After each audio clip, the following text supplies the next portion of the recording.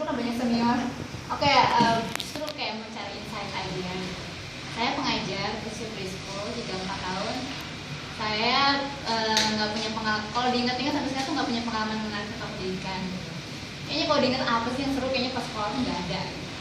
Tapi oke, memang ranking gitu. Tapi pas ingat-ingat lagi kenapa ya? Itu cuma karena skill saya mampu menghafal aja. Tapi saya nggak paham nih apa sih pelajaran itu buat apa. Baru masih sampai saya SMA tuh saya nggak ngerti fungsinya buat apa.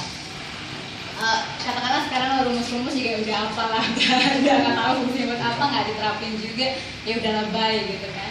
Sampai kuliah itu baru saya dibukakan gitu, sebenarnya sih yang dipelajari itu buat apa sih gitu.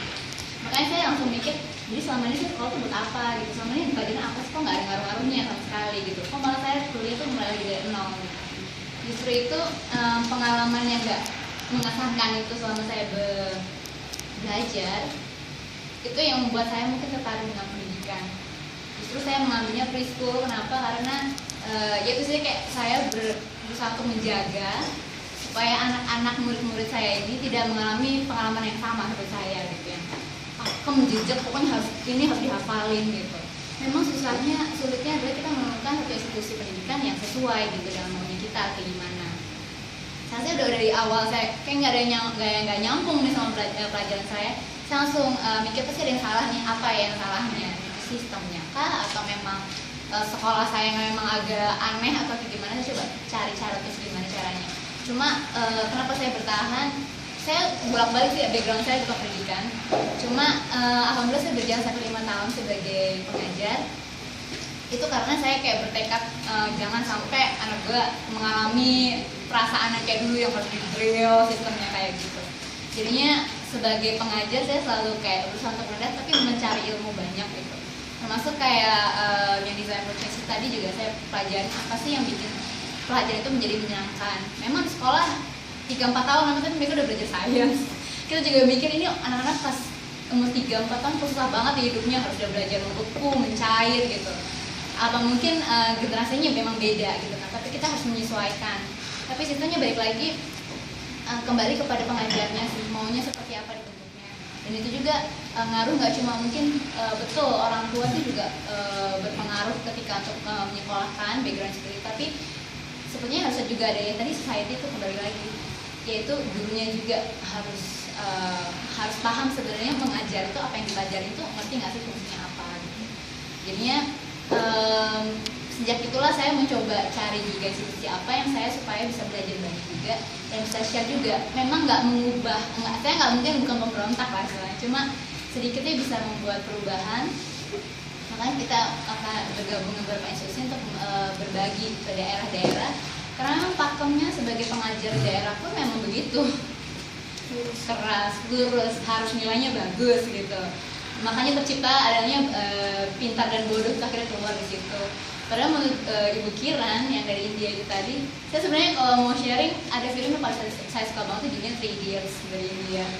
Itu menarik banget buat aku dan itu yang bikin saya tertarik banget sama pendidikan. Jadinya bahwa kalau dipelajari lagi sebenarnya setiap anak itu memang ditakdirkan untuk dia bisa merangkak, dia bisa berjalan sendiri kok nggak diajarin gitu. Tapi kenapa ketika masuk institusi langsung keluar kata-kata kamu nggak bisa sih gitu, bodoh banget sih gitu. Itu kan ketika kita masuk ke sekolah keluar kata-kata itu aneh gitu, that's weird gitu kan. Jadinya itu yang harus yang dijaga gitu kan, bahwa institusi sekolah itu bukan seharusnya jadi kayak apa ya, jadi kayak bikin batasan-batasan sendiri gitu. Sedangkan anak-anak ini kan berkembang terus mau dengan apa maunya dia gitu. Jadi saya di sekolah pun saya terapin, kamu belajarnya apa, kamu mau tanya tentang apa, aku mau tanya tentang ini, puterin videonya segala macam, apa yang bisa mereka menyerap ilmunya gitu.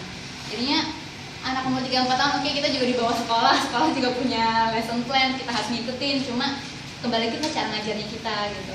Jadinya dengan institusi yang saya berkunjung juga jadi belajar banyak sih.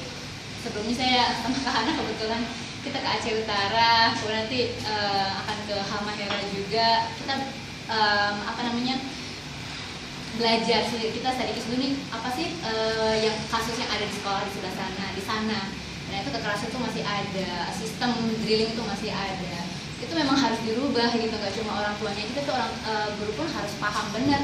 Sebenarnya perlu nggak sih sistem yang seperti itu gitu untuk mengajarkan, untuk menyampaikan informasi ke murid-muridnya gitu. Jadinya pelajarin ya, ini juga bukan karena kita ahli, justru kita belajar banyak banget apa sih caranya yang bisa untuk mengubah sistem atau pakem itu dari si pengajarnya sendiri, kasih pemahaman buat mereka, kasih inspirasi, khususnya buat yang desain coaching itu lagi kita coba kenalkan juga ke guru-guru pengajarnya bahwa ada loh sistem pendidikan yang menyenangkan buat anak-anak gitu, bahwa nggak perlu kok sistem drilling seperti itu, karena kita fungsinya bukan nilai 100 atau 90 atau dapat beasiswa atau enggak, tapi gimana caranya mereka berfungsi di masyarakat gitu loh, punya peran sendiri, tapi yang nggak cuma aku ranking 1 gitu, enggak, cuma perannya dia adalah membantu bisa berperan berada di tengah-tengah masyarakat, survive lah, bisa membantu mereka, itu sih fokusnya gitu. Jadinya karena saya kurang lebihnya setuju ya dengan, dan itu bisa diterapkan di umur 2, 3, 4 tahun sudah bisa dikenalkan.